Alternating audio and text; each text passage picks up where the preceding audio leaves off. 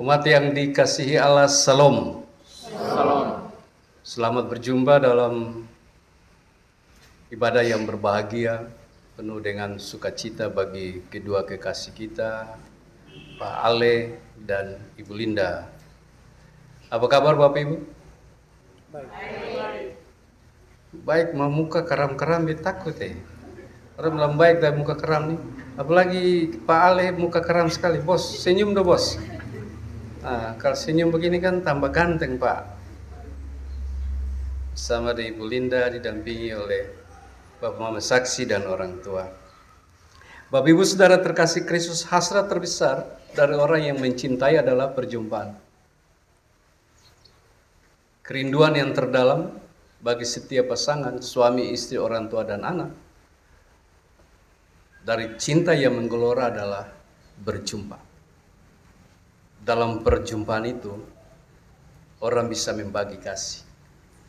Orang bisa merasakan anugerah yang dalam dari cinta itu. Kebahagiaan yang Tuhan tanamkan di hati. Bacaan kita hari ini di kitab Kidung Agung merupakan puisi cinta. Puisi cinta yang menggelora antara mempelai laki-laki dan perempuan.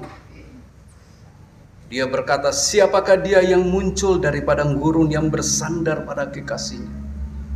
Suatu harapan untuk menikmati kebahagiaan dan cinta yang dalam. Dan Kidung Agung menggambarkan suatu cinta yang murni, cinta sejati. Cinta bukan hanya sekedar cinta atau cinta obral-obral cinta, tidak. Cinta murni, cinta sejati. Dan karena itu cinta dalam pernikahan, dia bukan hanya perasaan. Cinta dalam pernikahan itu adalah komitmen, tapi juga pengorbanan. Dalam cinta jika hanya perasaan, orang tidak akan bisa bertahan. Cinta yang murni, cinta yang tulus, cinta yang jujur, harus lahir dalam komitmen yang kuat. Kemarin dalam penggembalaan saya bertanya kepada kedua mempelai, kenapa Anda mau menikah? Jangan sampai karena orang lain menikah, kita juga ikut-ikutan nikah. Atau karena memang manusia ingin ada dalam satu persekutuan bersama laki-laki dan perempuan, dan kita juga ingin ada dalam persekutuan itu. Cinta tidak hanya sekedar perasaan. Tidak hanya sekedar mengatakan bahwa sayang bercinta lu mau hidup dan beta kok. Tidak. Cinta di dalamnya ada komitmen. Komitmen yang tulus untuk mempertahankan cinta itu, untuk menunjukkan cinta itu, untuk membuat cinta itu harus berjalan sampai maut memisah. Di dalam komitmen itu ada pengorbanan. Dan karena itu pernikahan bukan hanya dua orang yang saling mencintai, tetapi dua orang yang menyerahkan cintanya kepada Tuhan. Karena mereka tahu cinta yang saya rasakan, cinta yang saya miliki berasal dari Allah yang adalah sumber cinta. Allah yang memberi kasih itu. Sehingga dalam pernikahan Kristen, bukan orang kemudian menjalaninya 1-2 tahun, tidak. Menjalani sampai kakek nenek. Menerima segala sesuatu yang harus diterima, melepaskan segala hal yang bertentangan dengan cinta. Melepaskan segala hal yang dapat merusak cinta kasih. Dan karena itu, cinta itu dia melekat dan melindungi. Ingat, cinta bukan hanya perasaan, cinta itu melekat dan di dalamnya ada perlindungan. Kita membaca ayat 6a, bacaan kita mengatakan, taruhlah aku seperti meterai pada hatimu, seperti meterai pada lenganmu. Makna meterai adalah lambang kepemilikan saudara. Meterai itu adalah milik yang sah, yang tidak bisa digugat pada waktu dimeterai ini kepemilikan. Orang Kristen pada waktu dia dimeterai menjadi milik Kristus dengan simbol baptisan, itu kepemilikan Yesus. Kepemilikan Allah atas diri seseorang. Pada waktu seseorang membuat surat dan ada meterai, maka sah kepemilikan dari orang tersebut. Dan meterai bukan hanya lambang kepemilikan, tapi juga komitmen. Komitmen terhadap apa yang dipegang untuk dijalani, diupayakan. Dan komitmen dalam cinta kasih dia melambangkan suatu bentuk keutuhan. Dalam pernikahan Kristen, pasangan harus menjadi meterai satu sama lain. Apa ada iklan yang mengatakan apa meterai? Melekat seperti meterai kan? Perangko. Ya, perangko. Seperti perangko. Dan karena itu, meterai itu terpatri dalam hati. Dia melekat, terpatri dalam hati dan keluar lewat tindakan. Tindakan apa? Tindakan melindungi, tindakan pengorbanan, tindakan yang berkomitmen bagi orang yang dikasihi, bagi orang yang dicintai, untuk membuat dia bahagia, untuk berjalan dalam suka dan duka. Itu sebuah komitmen. Dan karena itu suami dan istri harus memelihara itu dalam sebuah komunikasi yang jujur, tidak tipu-tipu. Tidak di muka lain, di belakang lain. Tetapi jujur. Kasih yang dinyatakan itu harus konsisten. Konsisten terhadap apa yang dikatakan. Mau menjalaninya bersama-sama dalam suka dan duka. Bukan cuma senang, tapi juga susah juga. Bukan cuma mau cari untung, tapi juga dalam malam juga. Bukan hanya sekedar mau menunjukkan bahwa saya sudah berumah tangga, tetapi konsisten di dalam hidup rumah tangga itu. Dan di dalamnya, cinta yang melekat dan melindungi itu harus ditopang oleh hal yang paling utama, doa. Di dalam doa itu, cinta tertopang. Di dalam doa itu, cinta semakin menggelora dan saling mengasihi serta melayani. Itu cinta yang melekat dan cinta yang melindungi. Ayat 6b berkata kepada kita, karena cinta kuat seperti maut, kegairahan gigi seperti dunia orang mati. Nah, di sini kita melihat Kidung Agung memperbandingkan cinta dengan maut. Kenapa dia memperbandingkan cinta dengan maut? Karena kedua hal ini tidak bisa dihindari, saudara, cinta dan maut. Cinta dan maut merupakan sesuatu yang total, yang tidak tergoyahkan. Tidak bisa dibatalkan dan tidak bisa orang membuat suatu pernyataan untuk membatalkan, tidak bisa. Cinta kuat seperti maut. Kalau SK kematian sudah datang, tidak ada orang membatalkan SK. Itu jalan.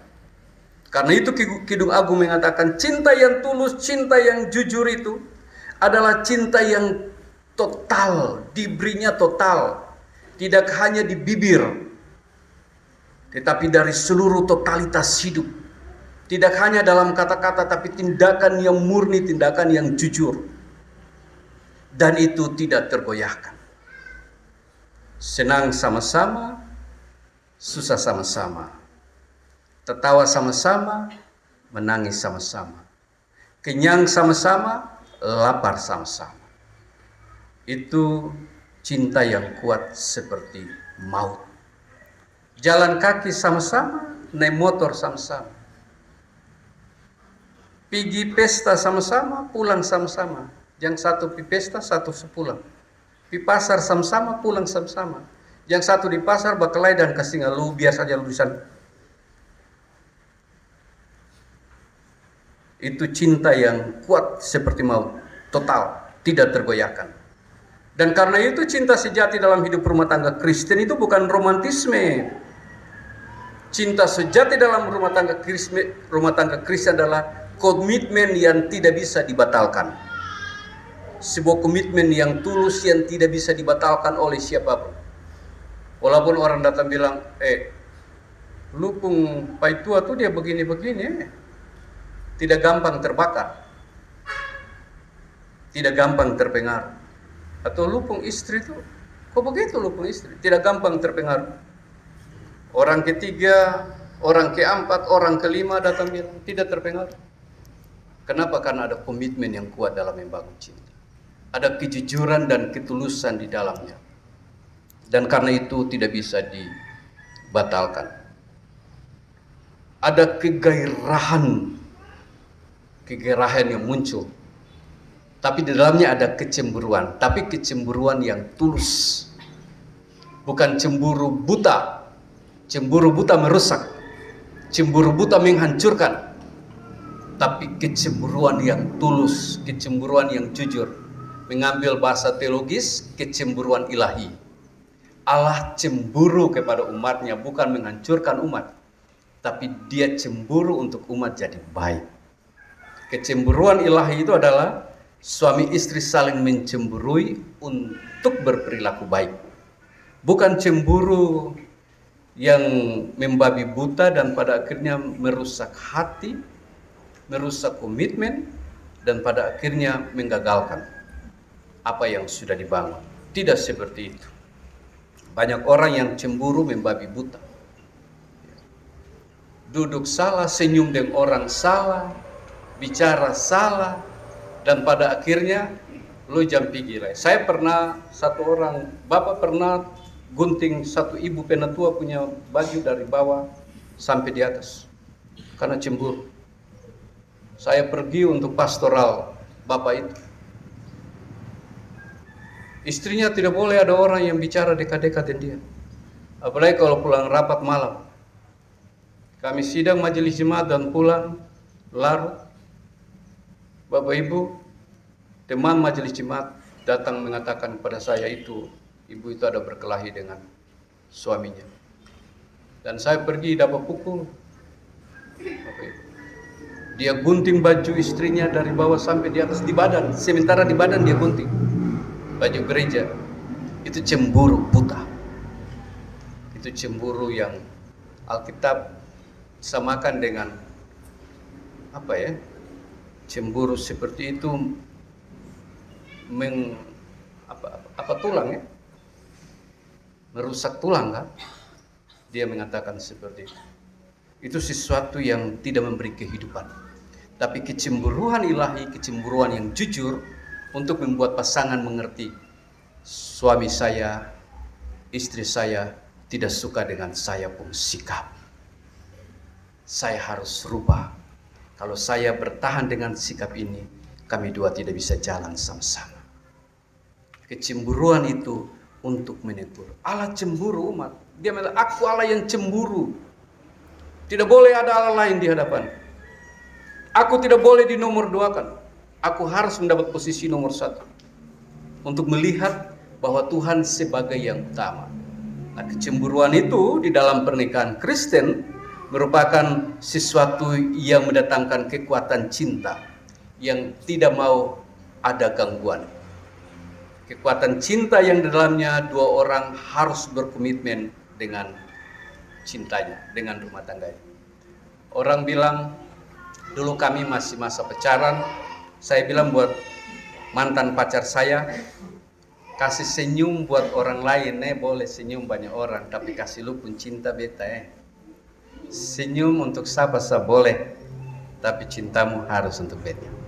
Ya. Dalam artian, kita tidak bisa membatalkan relasi kita dengan orang lain. Kita tidak bisa membatalkan hubungan kita dengan orang lain, atau kita tidak bisa karena jaga suami perasaan akhirnya mau bicara dengan orang son bisa, bikin orang son bisa. Tidak seperti begitu. Ya. Tapi sesuatu yang dalamnya orang menunjukkan tentang ada kekuatan cinta yang melindungi dan menjaga. Nah, karena itu hal yang paling penting dalam kehidupan rumah tangga Kristen, cinta yang kuat dan bertahan ini adalah kejujuran, kesetiaan. Kesetiaan penting dalam rumah tangga. Karena itu cinta kasih itu diuji bukan di awal, Di awal tuh bunga-bunga I love you penuh mulut. Ya. Tapi di saat badai datang, itu cinta diuji.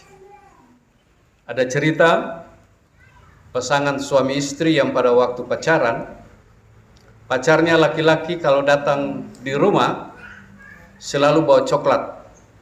Dia buat coklat untuk pacarnya yang perempuan. Setiap pergi wakuncar, wajib kunjung pacar, dia buat coklat. Dan suaminya juga, pacarnya juga merokok, dan dia merokok Marlboro.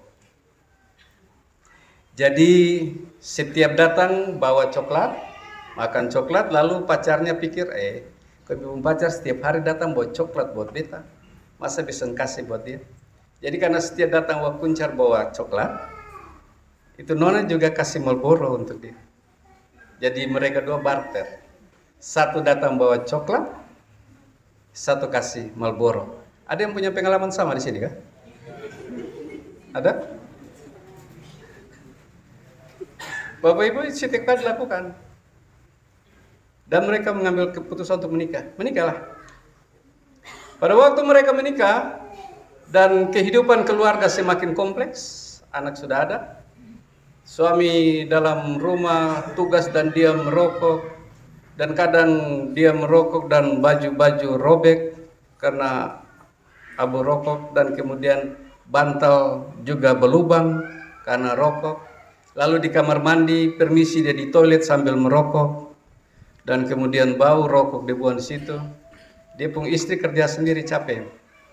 Dia pun bilang, lain kali kalau lu merokok di luar sana. Lu jangan merokok lagi dalam rumah. Beta capek kasih bersih dan bau, sudah enak. Beta bilang, kok dulu lu kasih beta rokok?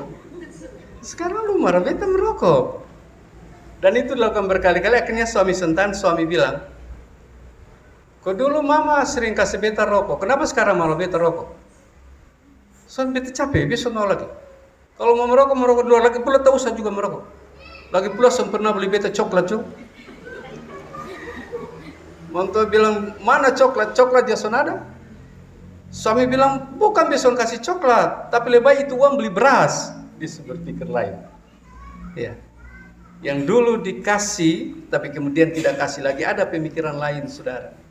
Bapak Ibu Saudara terkasih Kristus, Kakak Ale dan Kakak Linda dan kita semua, cinta diuji bukan di awal, tapi di saat badai datang. Bertahan atau tidak, setia atau tidak, berkomitmen dengan cinta itu atau tidak, mau berkorban atau tidak, mau lihat perjalanan hidup tulus dan jujur ataukah tidak.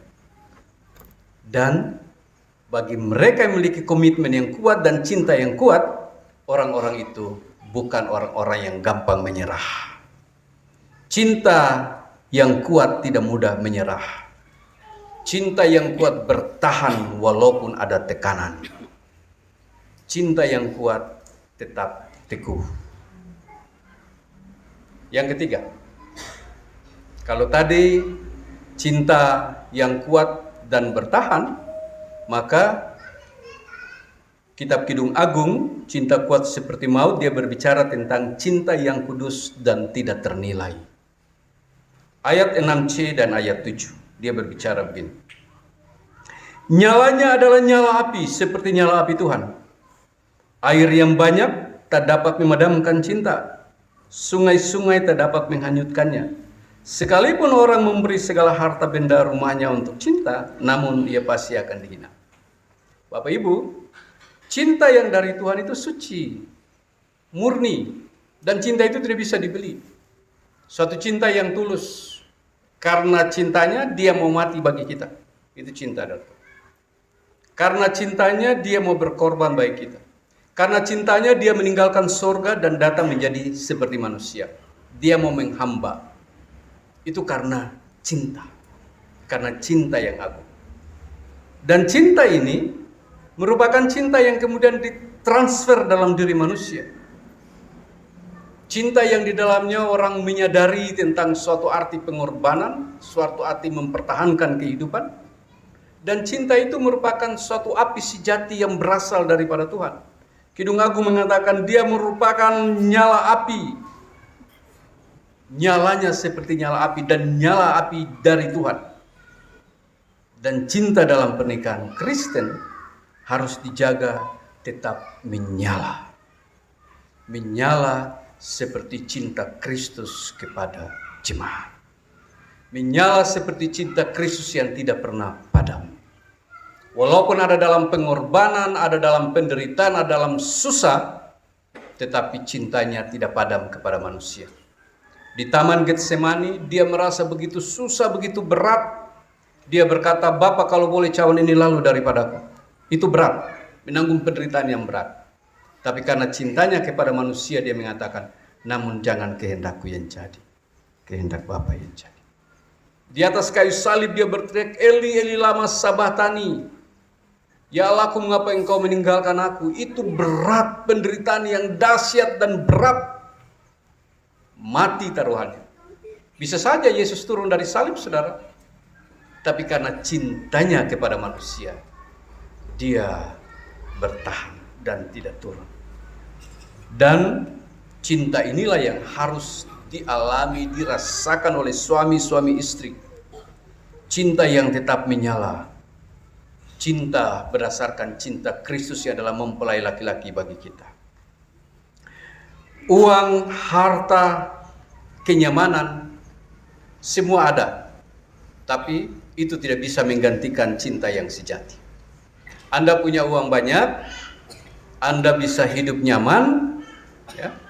Anda bisa punya harta, tetapi tidak bisa membeli cinta. Cinta tidak bisa dibeli. Cinta sejati tidak bisa dibeli. Dan dia merupakan sesuatu yang tulus. Orang-orang yang memiliki cinta yang tulus, cinta sejati yang murni, dia tahu memposisikan orang yang dia cintai. Dia tahu memposisikan orang yang dia kasihi. Tadi saya bilang untuk istri saya bilang, kasih senyum untuk semua orang, kasih cintamu untukku. Karena saya khusus, yang lain itu umum. Kalau orang yang kita kasihi dan kita cintai, pasti kita melakukan perlakuan khusus. Tidak bisa tidak, karena dia khusus. Tapi orang yang biasa kita tidak melakukan perlakuan khusus, orang akan curiga, kok lu perhatian sekali dan dia ada apa? Kok lu dekat sekali, ada apa? Kalau dia khusus, maka kita melakukan perlakuan khusus. Kalau istri kita adalah kondisi khusus, maka kita melakukan perlakuan khusus kepada dia. Kalau suami kita adalah kondisi khusus, maka kita melakukan perlakuan yang khusus kepada dia. Kenapa? Karena Tuhan kita tuh khusus. Karena itu kita memiliki cinta yang khusus kepada dia. Kita datang, kita menyembah dia dengan khusus, karena dia khusus. Nah, cinta inilah yang kemudian ditransfer dalam diri pernikahan Kristen menjadi cinta yang sejati. Karena itu dalam pernikahan kita, kalau kita mendapatkan cinta Allah itu, saya kemarin mengatakan berapa persen saling mencintai? Kak Ale bilang saya mencintai Kak Linda 100%. Ibarat emas itu 24 karat, dia bilang. Dan saya tanya Kak Linda bilang sama Pak. Mencintai Kak Ale 100%, ibarat emas itu 24 karat. Dua orang hidup saling mencintai satu dengan yang lain. Tapi ingat, Tuhan yang menjadi alasan yang kuat Anda berdua bersatu. Dalam rumah tangga Kristen baku cinta sampai mati, dan jangan lupa cintai Tuhan di atas segala-galanya. Amin ya. Nah, di sini jadikan Tuhan sebagai pusat pernikahan. Itu penting. Berdoa bersama-sama, bekerja melayani bersama-sama. Saya pernah menggembalakan anggota jemaat, suami pukul istri mata biru balau. Majelis datang lapor kepada saya, dan ibunya itu dia di UPP perempuan gemit, tidak bisa pergi ibadah perempuan gemit karena mata biru balau. Saya pergi ke rumah mereka, lalu kemudian saya sampaikan kepada suaminya. Dia menyesal. Perkaranya sepele. Mereka bangun malam hari, mau tidur, suami setidur duluan. Lalu kemudian istrinya bilang, "Pak, bangun Pak, katanya mau sembahyang." Bab tua mengantuk, dia bilang, "Sembahyang sendiri." Dia bilang, "Sorry bisa, Pak bangun kita berdoa sama-sama, Pak yang mesti sembahyang." Bab tua memang mengantuk berat. Dan karena bangun terus, dia bangun dan dia pukul dia pun istri, biru blau. Sederhana, hanya karena mau berdoa bersama-sama. Coba lihat. Doa ini kadang bikin orang bertengkar. Kadang-kala mama-mama pergi gereja, saya sering tanya, "Bapak di mana?" "Ada di rumah." "Salam buat Bapak ya." Dan itu bisa jadi soal, bisa bertengkar. Ibadah bisa menjadi soal, bersekutu dengan Tuhan bisa menjadi soal. Nah, di sini saya mau katakan bahwa Tuhan menjadi alasan yang kuat perempuan ini ada dengan saya.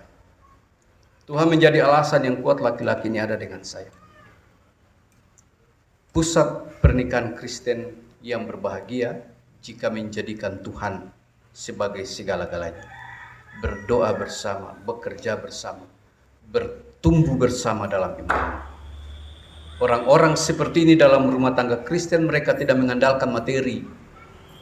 Uang ada, gaji dapat setiap bulan, tapi bukan uang tujuan hidup mereka.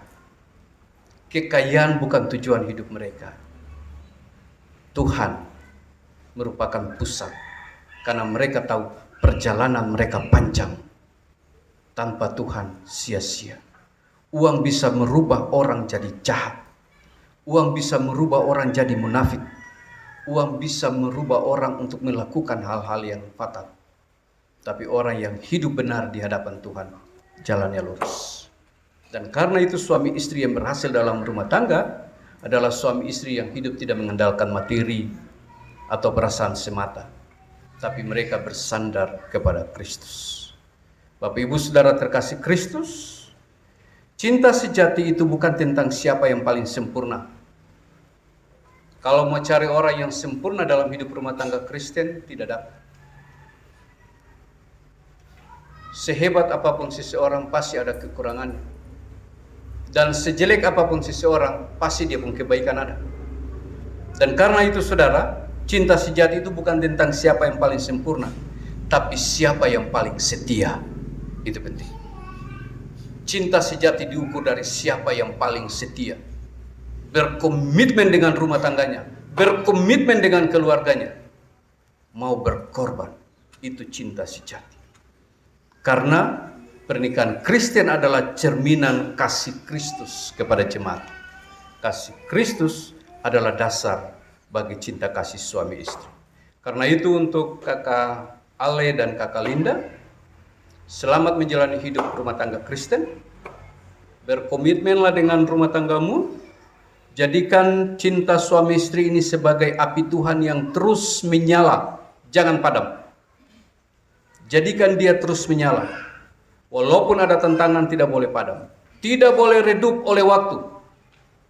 Jadikanlah api itu terus menyala, bahkan menghangati cintamu. Persoalan apapun, Anda berdoa kuat, karena api Kristus ada dalam hatimu yang membakar cintamu untuk berkomitmen dan tekun menjalaninya bersama-sama dalam suka maupun duka. Amin. Selamat menjalani hidup rumah tangga dan Tuhan akan menyertai saudara berdoa. Mari kita berdoa.